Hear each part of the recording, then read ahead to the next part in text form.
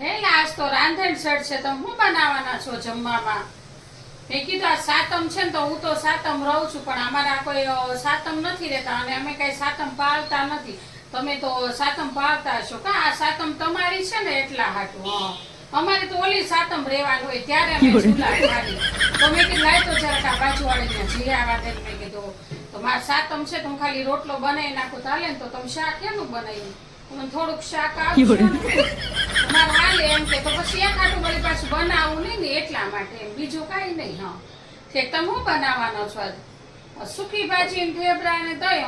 દહીં ભાઈ તમે તો પટેલ રહ્યા એટલે તમારે તો દહીંના ડેગડા હોય એટલે તમે તો ભાઈ દહીં જ મેળવો ને દહીં રોટલા ને એ ખાવાની કેવી મજા આવે કા? દેહમાં તો સાતમ હોય તો એ બસ આમ ભીંડાની કઢી અને હરેકવાની કઢી અને ડાંભાની કઢી ને બનાવી નાખે એ ખાવાની કેવી બધાની મજા આવે સાતમના દિવસે કાઢું ખાવાનું કા? હા તો તમે એકલા જ લો? તમારા સાસુ સસરા દેશમાં છે?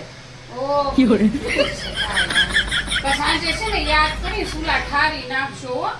હા ઓલું વાર્તામાં આવે છે ને દેરાણી જેઠાણી જેવું ન થાય પાછું. હા તમારે દેરાણ જેવું ન થાય એમ કે સુલા ઠારવાનું ફૂલી ન જતા. આપણે દેરાણી બધા ન કરતા, આપણે સુલા ઠારી નાખવાનું યાદ કરીને. એટલે મેં કીધું લાઈન જરાક માં બેન પડીને ગઈ આવું ને બાજુમાં એમ, વળી પાછી સુલા ઠારવાનું ભૂલી જાય તો. અને શાકે થોડુંક લેતી આવું એમ મેં કીધું.